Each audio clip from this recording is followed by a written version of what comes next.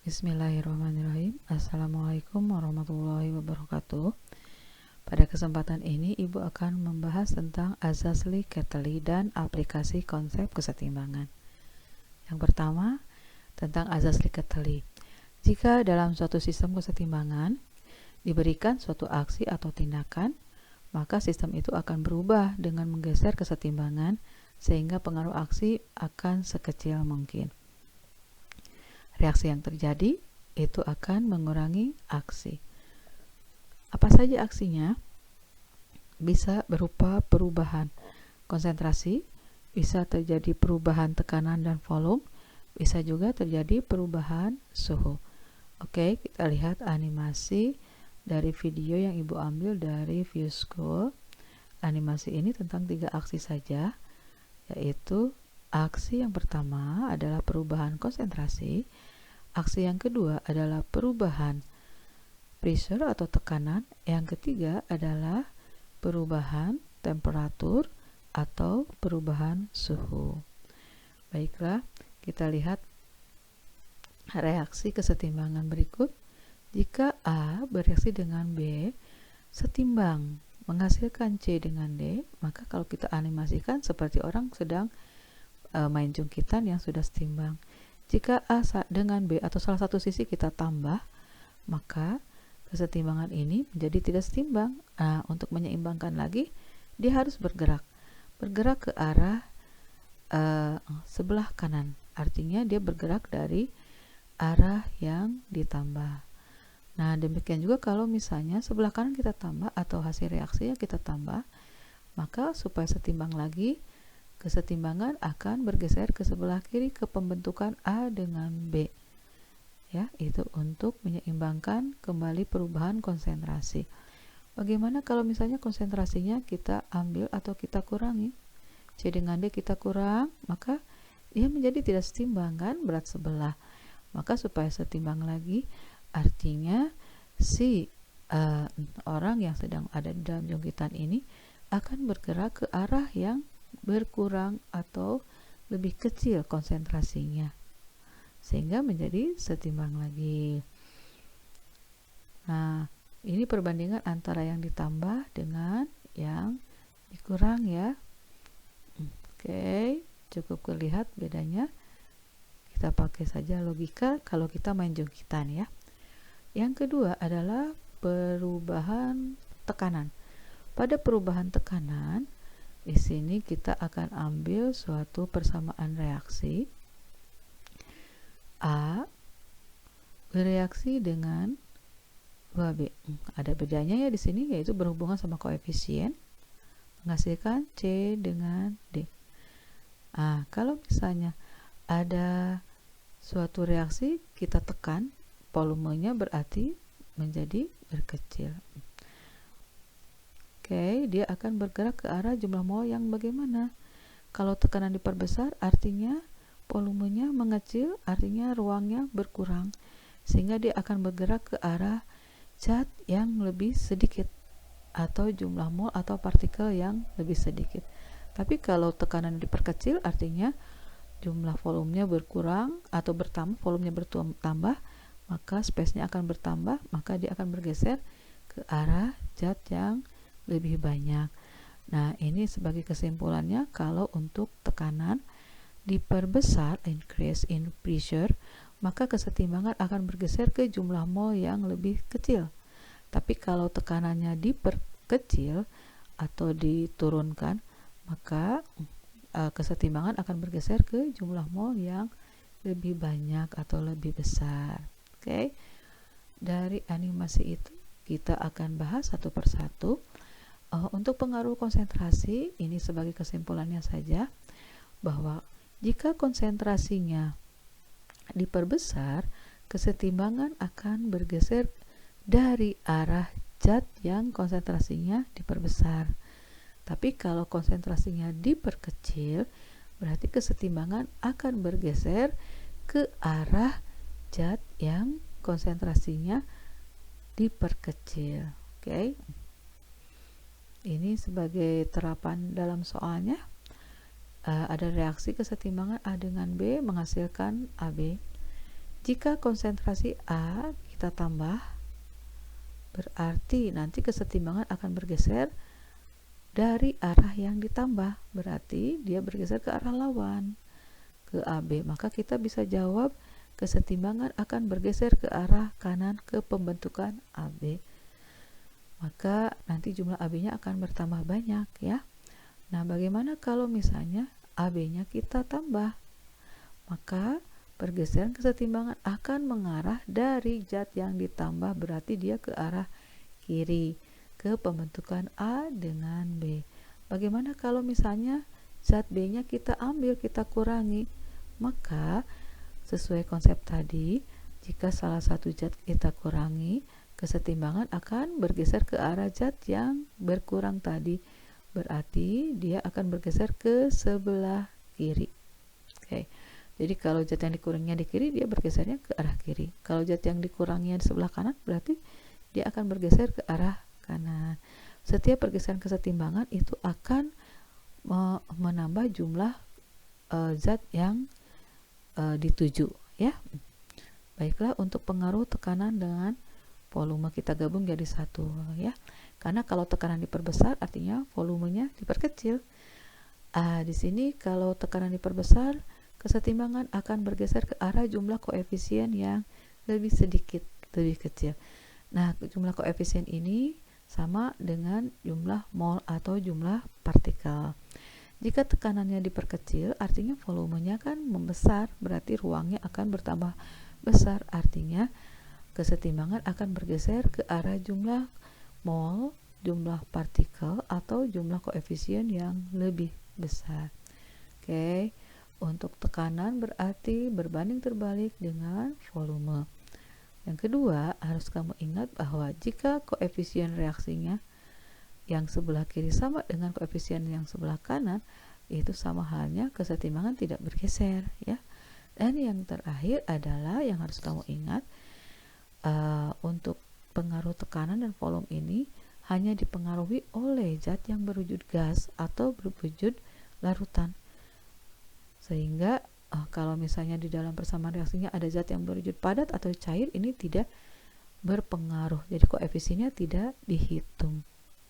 Kita terapkan dalam soal. Kita punya dua reaksi kesetimbangan. Kita lihat di sini, kesetimbangan pertama adalah kesetimbangan homogen, semuanya gas. Yang harus kamu perhatikan adalah wujud zat dengan koefisien. Yang sebelah kiri koefisien berarti ada 2 dan 1, berarti menjadi 3. Sebelah kanan hanya ada 2 saja ya. Oleh karena itu kita bisa menjawab soal berikut. Jika tekanan diperbesar atau volume diperkecil, maka kesetimbangan akan bergeser kemana? Yaitu ke arah jumlah mol yang lebih kecil. Di sini jumlah mol yang lebih kecil adalah SO3. Maka kita bisa jawab dia akan bergeser ke arah kanan, berarti ke pembentukan SO3. Kenapa? Karena jumlah mol atau koefisiennya lebih kecil, 2 kan? Tapi jika tekanan diperkecil, artinya volumenya kan membesar, maka nanti kesetimbangan akan bergeser ke yang jumlah molnya lebih besar atau lebih banyak, kebalikan dari yang tadi. Nah, bagaimana kalau reaksi yang kedua? Pada reaksi yang kedua di sini ada zat yang Ibu kasih warna kuning, ini karena wujudnya berbeda, yaitu berwujud padat. Oleh karena itu koefisiennya tidak dihitung ya. Koefisien sebelah kiri hanya dipengaruhi oleh yang nomor N2O aja, yaitu berwujud gas, berarti hanya 2. Sebelah kanan 1 ditambah 2 berarti menjadi 3. Sama konsepnya, jika tekanan diperbesar atau volume diperkecil, maka dia akan bergeser ke arah jumlah mol atau koefisien yang lebih kecil. Lebih kecil di sini adalah sebelah kiri. Ya, berarti dia bergeser ke arah pembentukan 2N2O. Tapi jika kebalikannya, berarti dia akan bergeser ke arah kanan, yaitu ke koefisien yang lebih besar. Oke, mudah-mudahan bisa dipahami.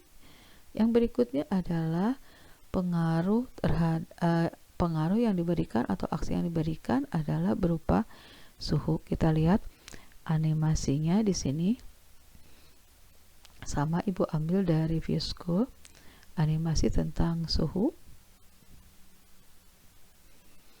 Jika A bereaksi dengan B, menghasilkan atau berkesetimbangan dengan C dan D, dan tertulis delta H sama dengan negatif 75. Ingat, ini menunjukkan reaksi tersebut adalah reaksi yang melepaskan kalor. Reaksi melepaskan kalor kita sebut dengan reaksi eksoterm. Nah, kalau reaksi yang menerima kalor atau reaksi endoterm. Jika suhunya dinaikkan, itu artinya berlebih kalornya, maka dia akan menyerap, artinya dia bergeser ke arah reaksi endoterm. Tapi kalau suhunya diturunkan, artinya supaya suhunya konstan lagi, si sistem akan mengeluarkan kalor, berarti dia bergeser ke arah reaksi eksoterm. Oke, ini adalah reaksi eksoterm. Jadi 2NO2 berubah menjadi N2O4, itu adalah reaksi eksoterm, berarti ke arah kanan itu adalah eksoterm, ke arah kiri adalah reaksi endoterm. Kalau si suhunya kita naikkan, apa yang akan terjadi? Karena ke arah kanan adalah eksoterm, ke arah kiri adalah reaksi endoterm, maka dia akan berubah menjadi, kalau suhunya diturunkan berarti ke arah eksoterm, maka dia akan menjadi, nah kalau dia suhunya dinaikkan berarti dia ke arah endoterm, berarti ke sebelah kiri ya. Ini buktinya warnanya akan menjadi lebih gelap. Oke, kita lihat kembali ya untuk yang suhu biar lebih jelas lagi. Jadi kalau misalnya reaksi ini adalah reaksi eksoterm. Kalau reaksi eksoterm itu berarti ke arah kanan adalah pembentukan N2O4 eksoterm, tapi ke arah pembentukan NO2 itu adalah endoterm. Sehingga pada saat si suhu diturunkan, maka kesetimbangan akan bergeser ke arah reaksi eksoterm untuk mengimbangi kalornya. Kalau dia bergerak ke arah eksoterm berarti ke arah kanan, maka terbukti di sini warna dari zat tersebut atau campuran tersebut adalah menjadi lebih muda ya.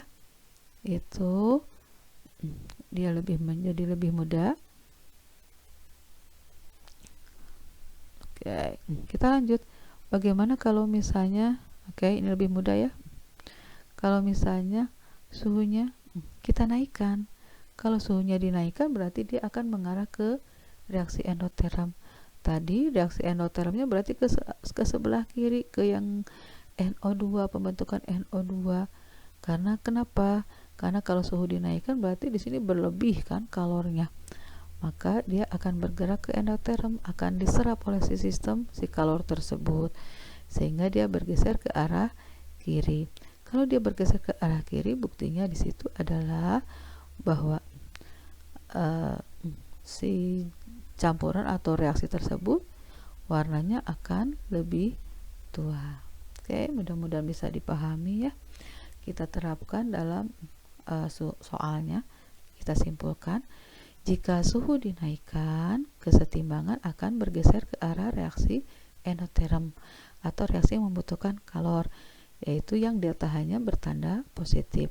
Tapi kalau suhunya diturunkan, maka kesetimbangan akan bergeser ke arah reaksi eksoterm.